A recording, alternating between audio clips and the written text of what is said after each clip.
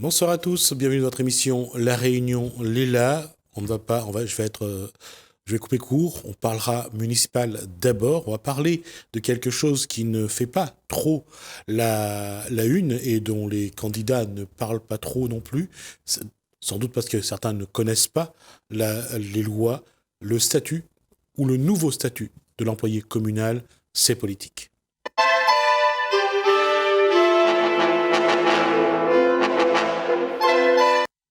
Le nouveau statut, c'est que la loi aujourd'hui permet, c'est quelque chose de différent. Et on va essayer de décortiquer un petit peu tout ça, les textes passés l'année dernière. On va voir ça avec Maximin Sabary et avec Philippe Borelli, voir un petit peu aujourd'hui.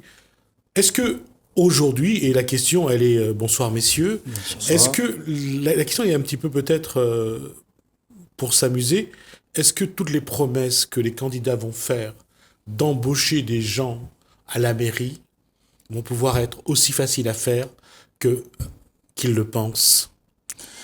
Pour les anciens élus, certains qui ont participé au congrès des maires, qui étaient en relation avec les instances parisiennes, ils savent là où ils peuvent aller.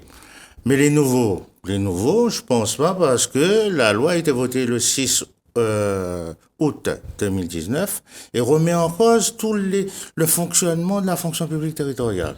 Ce qui veut dire qu'aujourd'hui, on ne peut plus embaucher quelqu'un comme on le faisait avant. Ah ben oui. Aujourd'hui, on ne peut plus le faire parce que il est fait obligation aux collectivités de mettre en place tout ce qu'on appelle les lignes de gestion. Lignes de gestion, c'est-à-dire la direction des ressources humaines de chaque collectivité doit faire des prévisions sur les 6 ans à venir, à court, moyen et long terme, c'est-à-dire en matière de personnel. Elle doit tenir compte. Ça signifie qu'il y a une vraie politique du personnel à mettre en place dans Tout à chaque fait, tout collectivité. à fait, tout à fait. Et ça a commencé bien avant la loi du 6 août. Certaines villes ont mis en 6 place août 2019. 19. Parce qu'il y a ce qu'on appelle la GPEC, la gestion, emploi et compétences.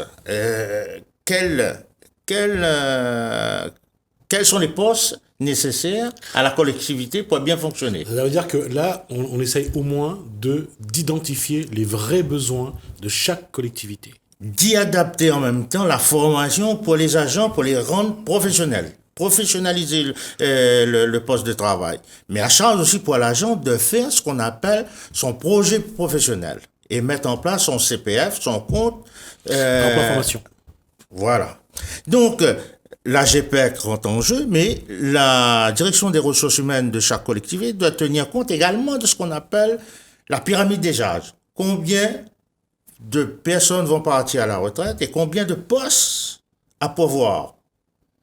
Et à partir de là, on va mettre en place ces lignes de gestion, c'est-à-dire il faut tant de postes. Et si l'autorité territoriale élue souhaite embaucher, il faudra tenir compte des lignes de gestion. Et pour ce faire, il va lancer, comme pour un achat, un appel à candidature dans la presse. Et là, ce qui est important, la priorité est donnée aux agents titulaires. C'est-à-dire s'il y a des collectivités, des agents souhaitent la mobilité intercollectivité, ils sont les priorités. Ils ont la priorité. D'accord. On réoriente les gens sur des postes qu'ils souhaitent. Voilà. Et si par malheur, il n'y a pas de réponse à ce niveau-là, là on passe à la deuxième phase, c'est-à-dire le recrutement de contrat sur contrat. Alors, dans le système de contrat, il y a les contrats aidés, mais il y a aussi les contrats sur un objectif. Ça, On sait pourquoi on embauche quelqu'un. voilà, c'est-à-dire, bon, il y a une mission, on va donner une mission qui dit à 2 ans, minimum c'est 6 mois. Donc, on recrute pour 6 mois. Une fois terminé, la collectivité débauche. Alors, ça peut être de 6 mois à 6 ans, la durée d'un mandat. Et au niveau de l'encadrement, il est permis de recruter au privé. Donc ça veut dire la direction générale, DGS ou DGA, direction générale adjointe, peuvent être recrutés dans les entreprises. Les cadres d'entreprises du privé peuvent venir travailler. Donc on déstabilise la fonction publique et c'est le souhait le but final de Macron, arriver à remplacer l'ensemble des agents avec statut et recruter des gens hors statut. Et là, quand on entend il manque la ville est sale, il faudra en recruter. Non. On a au regard de ce principe-là, il y a un risque, c'est l'externalisation des services. D'une part, il y a ça, mais autre chose avant que je pose la question à Philippe Borelli, la question c'est, est-ce que les maires sont au courant de ces nouvelles réglementations? Oui, parce que nous, on avait demandé une formation, et là, il y a bien le CNFPT. On va juste montrer ça au public, à la caméra, voilà, donc voilà. C'est loi de transformation de la fonction publique. Et nous, on a une formation avec le CNFPT, la Fédération des CDG et l'Association des maires qui sont venus à La Réunion. Il y a eu 2 formations pour les agents, pour les syndicalistes, un dans l'Ouest et un dans le Nord. Donc, ça veut dire que les maires sont au courant. Ils sont au courant. Mais ceux qui sont candidats, en regardant les débats sur la réunion première et autres, on voit une méconnaissance, on nous parle, on flatte un petit peu l'employé communal en disant que c'est le centre, mais le centre de quoi? Dans quelles conditions? C'est là ce qui nous interpelle, nous syndicalistes. On a peur, le tsunami qui arrive. Alors justement, il y a les élus, apparemment, il y en a qui savent, il y en a qui font semblant de ne pas savoir. Est-ce que les employés communaux, autour de vous, Philippe Borelli, sont au courant de cette loi qui aujourd'hui ferme de plus en plus le cadre? Pour eux, pour ceux qui sont embauchés, c'est bien parce que ça peut être un plan de formation, mais pour ceux qui sont en contrat, quand ils vont partir, il y a peut-être plus de chances de revenir aussi. Est-ce que les employés communaux sont au courant de cette nouvelle réglementation? Il y a plusieurs qui sont au courant, mais il y en a qui ne sont pas du tout au courant, mais ils posent vraiment des questions. Alors, pour vous, par exemple, qu'est-ce que ça pose comme problème aujourd'hui? C'est de se faire demander des formations et surtout de nous orienter dans des formations comme on peut être professionnel, comme M. Sabari dit. Nous, on veut qu'on soit formés. Oui. Voilà. Mais le problème, il y a des demandes qui ne sont pas acceptées. Voilà. La question, c'est beaucoup plus simple. C'est-à-dire que dans le sens, là, aujourd'hui, c'est que le cheminement de la carrière est lié à la formation et est lié à la réglementation.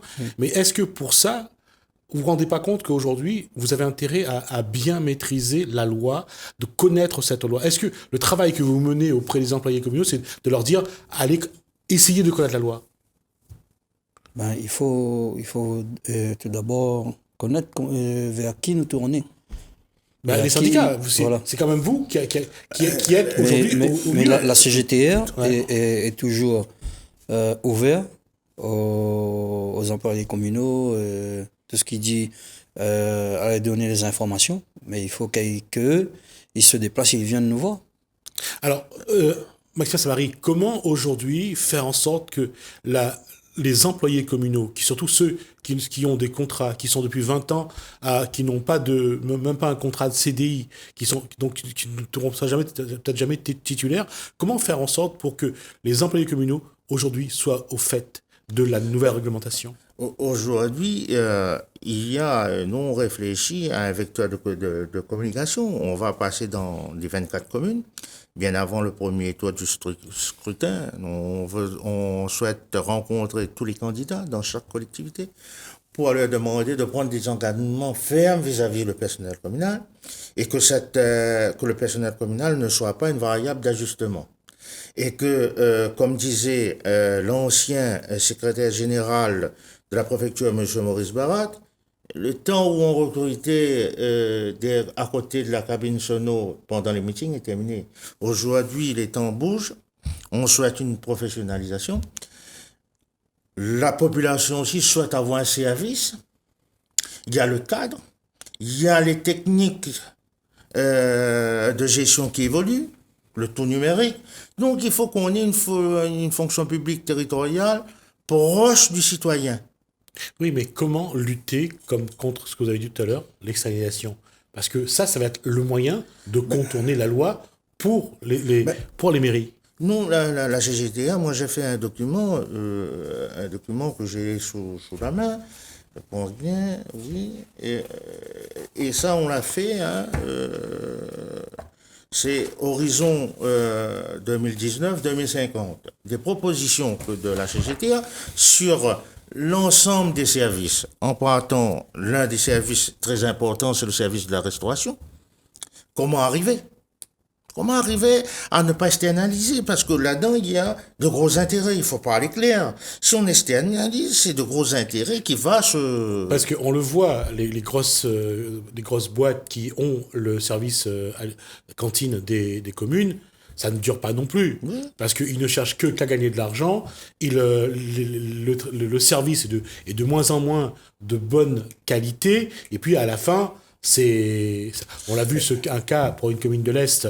Tout à fait. Et c'est pour ça, comment faire en sorte d'être sûr que les entreprises qui vont être retenues font un travail de bonne qualité pour les enfants? Aujourd'hui, il y a un débat qui est ouvert, le débat politique pour le renouvellement des instances municipales. Les lois de décentralisation ont été dévoyées. On a détourné ces lois-là, en ce sens qu'on a dit les mairies s'occupaient des écoles, le collège, c'est le département, et ensuite le lycée, la région. Donc, sur un territoire, sur le même territoire géographique, on a trois intervenants. On a partagé le gâteau. Voilà. Sauf que chacun veut sa cuisine centrale, qui coûte la peau des fesses. Ouais. Et qui fonctionne en deçà. Tous, ouais. Tous. Donc, nous disons aujourd'hui, allons mettre de côté, puisque tout le monde parle le rassemblement des réunionnais. On parle d'aller la réunion ensemble, sous dans les coudes. Allons. Donc, créons un GIP et ces trois entités concèdent leurs compétences restauration scolaire. Alors, GIP, c'est groupement d'intérêt public. Ceci pour permettre aux agents qui sont titulaires dans ce secteur d'activité de garder leur qualité. On va quand même rendre à César ce qui appartient à César. Il y a quand même quelques communes aujourd'hui qui fonctionnent comme ça. Il y a quelques centrales, cantines centrales qui fonctionnent déjà comme ça, qui font de la cuisine pour les écoles primaires, pour les collèges et pour le lycée. Auparavant, il y avait des conventions de bouche, sauf qu'en 84, quand il y a eu le grand schéma de restauration, et on a dit, on ne mélange pas les torchons et les serviettes. Donc, on ne voulait pas travailler. Parce que le coût de la cantine n'était pas le même. Parce qu'il y avait le FASO. Tout à fait. Oui. Donc, aujourd'hui, la chose a changé. Donc, il faut qu'on ait une entité qui gère cette restauration et qu'on change de manière de fonctionner. Au lieu d'avoir des produits bruts, on fonctionne avec des produits pré-emploi, des produits de quatrième gamme. Tout à fait, parce que ça va plus vite, et puis pour le conditionnement aussi. Et puis, il se pose un problème également pour les cantines, c'est la quantité. Ce que les entreprises locales n'arrivent pas à fournir, souvent, c'est la quantité. Surtout les agriculteurs. Le problème, c'est qu'aujourd'hui, moi j'ai rencontré l'ancien président de la Chambre d'agriculture et le... Jean-Yves Minacci Gontier. D'accord. Ensuite, j'avais rencontré, je dois reprendre contact avec le nouveau, j'avais rencontré également le vice-président du département qui a la compétence agricole, c'est-à-dire le maire de Petit-Île, pour qu'on arrive à avoir des agriculteurs qui se regroupent et qu'on crée une unité de transformation. Et ces agriculteurs, selon un cahier des charges, fournit à cette unité, qui lui-même va livrer les cantines selon un cahier des charges. Et comme on me dit, quid des emplois? Au lieu d'avoir des emplois aidés dans les cantines, que l'unité de production... On fera la production externalisée. Alors, externalisé. Et les cantiniers seront là juste à servir les enfants. Enfin, uniquement au niveau du service. Et la cuisine centrale, on va construire une cuisine centrale réduite, avec des surfaces en moins, économie d'échelle. On ouvre le sachet et on fait cuire. Et là-dessus, on règle le problème de l'emploi, mais on règle aussi le problème du quota sucrier qui est en passe de disparaître. Donc on crée une diversification. On met dans l'assiette de l'enfant l'ananas Victoria.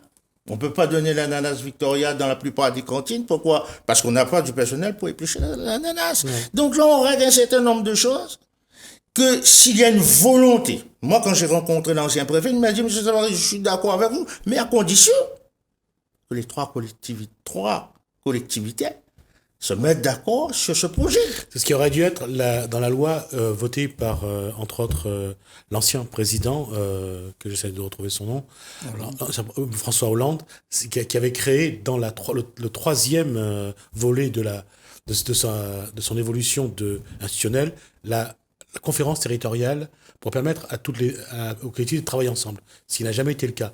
À La Réunion, il n'y a jamais eu une conférence territoriale pour pouvoir voir qu'est-ce qu'ils peuvent faire ensemble. Parce qu'aujourd'hui, l'expérience des Gilets jaunes demande, a fait pression sur les futurs candidats, sur les futurs maires qui sortiront des jeunes du 15 mars 2020 et du 22 mars, à travailler ensemble. C'est fini, c'est mon petit précaré, on veut pas, on y touche, etc. C'est fini. Il faut qu'on réfléchisse dans le cadre d'une évolution et d'une évolution raisonnée, que chacun trouve son compte, l'agriculteur, l'employé communal, l'entreprise, etc. et l'enfant. Donc, il faut qu'on joue collectif. Oui, mais est-ce que, au niveau des employés communaux, est-ce que ce soit ceux qui travaillent, et là je parle pas seulement d'employés communaux, mais il y a un personnel au collège, il y a un personnel au lycée, il y a un personnel dans les écoles. Est-ce que il y a une volonté de travailler ensemble? Mais aujourd'hui, ce qui se passe, qu'on a transféré le personnel à TOS, ils ont perdu le caractère de fonctionnaires d'État, ils sont devenus des fonctionnaires territoriaux. Donc, à partir de là, ils sont soumis à la même punition. Donc, ils sont contraints à travailler. Et aujourd'hui, ce qui se passe dans les collèges et lycées, et là, on interpelle la population, la région comme le département n'avait pas vocation d'avoir du personnel à gérer. Or, le personnel qui a été transféré dans les cuisines centrales et dans les satellites, c'est-à-dire là où on distribue uniquement les repas, sont vieillissants. Ils ont des problèmes de dos. Et on ne peut pas les remplacer. Et la solution qui va arriver, c'est quoi? Externalisation. Et dans cette équation, Maxime Savary, on a oublié une inconnue. C'est qu'il y a aussi les intercos. Tout à fait. Et comment faire en sorte, déjà, dans chaque commune, c'est pas simple, comment faire en sorte que 5 ou 6 communes aient eu un travail, je dirais, en commun. Et c'est pour ça qu'on dit aux employés et à la population, réveillez-vous. Ne restez pas chez vous le 15 mars, parce qu'il y va de tout le fonctionnement. Il y a des compétences qui vont être transférées à l'Interco. Sur le sud, il y aura une fusion d'Interco. Alors, mais quelles seront leurs compétences? Parce que là aussi, c'est une bonne question. La fusion de la Civis et de la CASUD, c'est quelque chose apparemment qui est acté, et on le voit parce qu'ils ont essayé de le faire une fois, et après ils ont repris leur bille parce qu'ils savaient pas, ils avaient peur de savoir comment ça allait se passer. Et aujourd'hui, même si il y a plus la même peur, on voit que ils sont pas pressés à le faire. Ben, aujourd'hui, la contrainte, ils ont signé le pacte de stabilité avec le président Macron. Donc, ils sont contraints d'avancer maintenant, d'avancer en réduisant, c'est-à-dire en mutualisation. Et concernant les écoles, Macron a bien dit, la caisse des écoles, c'est-à-dire celle qui gère les écoles, doit être une compétence de l'intercommunalité. Donc, aujourd'hui, il s'agit pour ces messieurs qui vont désigner le bureau, le conseil communautaire, qui va prendre cette décision et comment on va dire à la SEM ou bien la balayeuse, on va réduire, etc. Donc aujourd'hui, ce qu'on nous demande, c'est qu'on met ça au centre du débat et qu'on arrête de nous balader avec il y a des nids de poules, il y a la volée, etc. Il faut être un petit peu plus réaliste et proche de la réalité de... Philippe Borilly, comment vous voit votre avenir en tant qu'employé communal?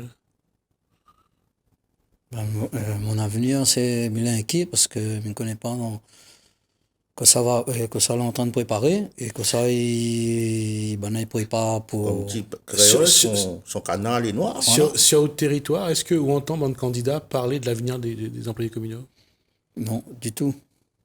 D'accord. Et aujourd'hui, si vous avez une question à poser au candidat, ça serait quoi? Mais ça serait dans quelle situation que après les élections comment ça retrouve à nous avec notre avenir professionnel. D'accord. Merci Frédéric, merci Maximin Savary. On est arrivé donc à la fin de cet échange. La question est posée. Quel sera le statut? La semaine prochaine, on reprendra sa discussion avec Maximin Savary et Philippe Borelli. Quel doit être le statut de l'employé communal pour les années à venir? Cette question-là, pour être honnête, elle n'est pas posée aujourd'hui. Je crois qu'il y a peu de candidats ou aucun candidat qui n'aborde vraiment cette question. Donc, on prendra le temps d'y réfléchir et d'y revenir la prochaine fois. Pour l'heure, on va regarder le Rouv Nutzarlor et puis le Kosaïdi. On se retrouve juste après.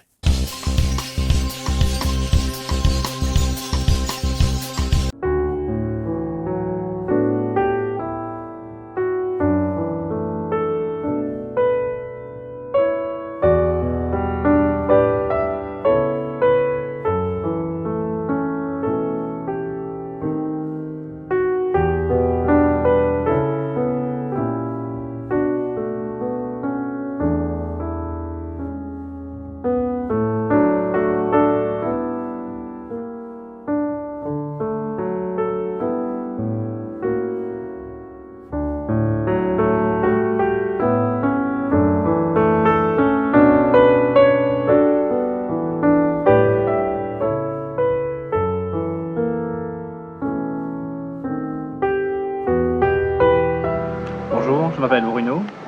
Alors je vous présente ce roman graphique de Sean Murphy qui s'appelle Off-Road. C'est une bande dessinée américaine qu'on traduit par comics. Et Off-Road, si on le traduit, ça veut dire leur piste, sortir un peu des sentiers battus, sortir de ses limites et de sa zone de confort. Justement, c'est ce que fait l'auteur là-dedans. Il sort un peu de sa zone de confort car il est avant tout dessinateur. C'est sa première et sa seule BD qu'il écrit lui-même. Du coup, il nous fait part de ses aventures narratives comme illustratrice à travers ce bouquin. Off-Road nous raconte l'histoire d'une bande d'amis assez différents qui décident de partir en virée avec la nouvelle Jeep, le nouveau 4x4 tout-terrain de Greg. Et l'idée, c'est qu'ils décident d'aller à une soirée, une fête, organisée par n'importe qui, mais par la petite amie de l'un d'entre eux, qui justement est la clé même de ce récit, car cette fille, justement, s'amuse un peu avec les sentiments de cet ami et décide de le trahir, de le tromper, de se remettre ensemble, puis de le retromper à nouveau. Ce qui fait qu'on a des personnages vraiment très détruits à l'intérieur. Manque de peau, cette Jeep, qui est censée être dotée d'une plaque de protection en dessous, se retrouve coincée dans un marais, à cause de cette petite plaque, justement. Et les personnages, justement, se croyant seuls au monde, perdus, décident de se confronter à leurs démons, justement en appelant au secours leur pire cauchemar, c'est-à-dire leurs proches. C'est-à-dire pour le héros qui est Trent, qui est étudiant aux Beaux-Arts, c'est cette petite amie qui le maltraite depuis toujours. Pour son ami Brad, il s'agit de père très violent qui est à la maison et qui fait une misère à sa femme et à son fils. Et enfin, le pauvre Greg qui conduit cette Jeep se retrouve confronté à ses amis qui lui font vivre une aventure mais totalement impensable. Cette histoire est intéressante car elle nous apprend beaucoup de choses, non seulement en termes de dessin, car on a ici un style très simpliste, on peut même dire un style stylisé, vous voyez, très moderne. C'est vraiment une touche graphique très unique. Mais également aussi nous apprend aussi sur la construction d'un personnage, comment construire un personnage de A à Z, et le détruire aussi, comment le terminer. Quel est le personnage auquel vous vous êtes le plus identifié? Avant toute chose, c'est le héros, car le héros est une mise en abîme même de l'auteur. C'est un dessinateur qui dessine sa propre vie, et du coup il nous montre comment faire justement pour apprendre à dessiner sa propre vie, comment utiliser ses forces, ses faiblesses, et comment se confronter à ses propres peurs, bien qu'ayant une armure, comme la Jeep elle-même, qui est un personnage à part entière dans la BD. Du coup, voilà, on apprend beaucoup de choses à travers ce personnage et on s'apprend sur soi-même à travers ce bouquin, je trouve. Parce que les personnages, ils font des choix en soi. Non seulement ils ont un passé difficile, mais ils doivent s'adapter à ça pour essayer d'avancer. Et ben nous-mêmes, avec le peu d'éléments qu'on a pour les comprendre, pour apprendre d'eux, eh bien, on se force d'avancer, on se force d'essayer de s'adapter aux événements auxquels ils font face, justement. Ce qui nous ramène à leur propre vie, hein, car ces trois personnages font face un peu aux problèmes qu'ont tous les post-adolescents de nos jours. Hein. Il y a un qui a un problème sentimental, il y a un autre qui a un problème familial, l'autre qui a un problème d'identité en soi. Hein. Du coup, on apprend beaucoup de choses sur ses propres peurs et on apprend à les surmonter, justement. Qu'est-ce que vous diriez aux autres lecteurs pour les inciter à lire cet ouvrage? Ben, je leur incite vraiment à acheter cet ouvrage et à le lire, si possible, hein, assez tôt, car c'est vraiment une bible graphique pour apprendre rapidement à dessiner et raconter des choses en dessin, mais également pour apprendre à découvrir ce qu'est un personnage en soi et ce qu'on peut en faire justement avec ses propres histoires.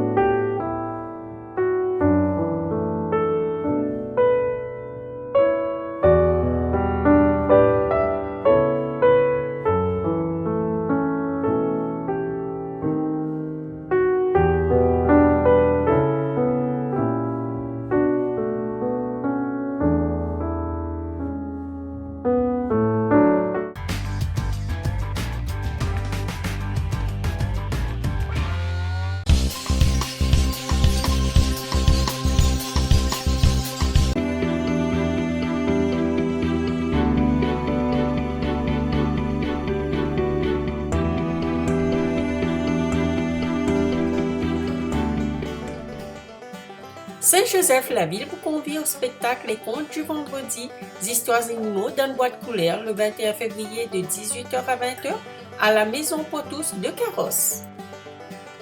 Saint-Philippe, vous êtes conviés à la 10e édition du festival Même pas peur du 19 au 22 février.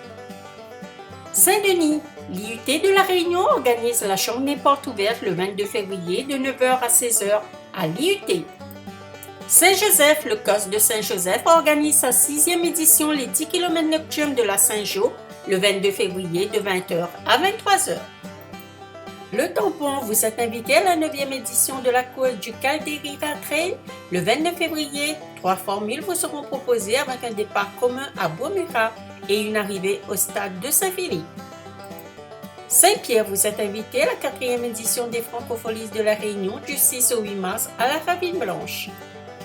Saint-Denis, le parc des expositions de Saint-Denis organise la 2e édition du Salon de la Ferme en ville, le thème de la terre à l'assiette, du 6 au 8 mars au parc des expositions de la Nordève à Saint-Denis. Tarif 5 €. Saint-Leu, l'Athletic Club de la Chaloupe organise 10 km de l'ADH le 8 mars de 7h à 10h au Plat.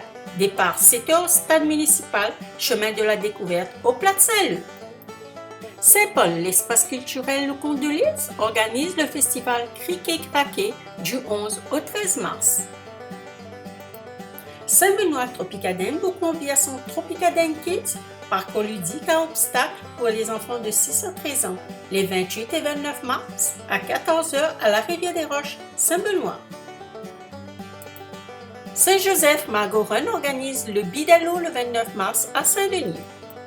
Saint-Joseph, Saint-Jo, TD2R organise Saint-Jo Trail des Deux-Rivières le 4 avril de 3h à 20h. Départ, le gymnase Henri Ganowski. Saint-André Miss Tamil Réunion organise la finale Miss Tamil Réunion 2020 le 11 avril à la Saléance de Saint-André. Plus de renseignements au 06 93 496 469. Saint-Denis, vous êtes conviés à la 32e édition du Salon de la Maison du 1er au 10 mai de 10h à 19h au Parc des Expositions de la Nordève à Saint-Denis. Saint-Pierre R3R organise sa 3e édition de manifestation Caisse à savon course la MOP le 3 mai de 9h à 19h. Saint-Paul, le Trail Run de Passion organise le Trail Charrette le 17 mai à Saint-Paul. Saint-Pierre, vous êtes conviés à la 17e édition du Sakifo Music Festival du 29 au 31 mai à la Ravine Blanche, Saint-Pierre. Saint-Denis, vous êtes conviés au Salon des Seigneurs Réunion du 12 au 14 juin de 9h à 18h au Parc des Expositions. Saint-Paul, Lactine-Léla organise sa 4e édition de course La Boucle Parapente le 23 août de 6h à 12h30.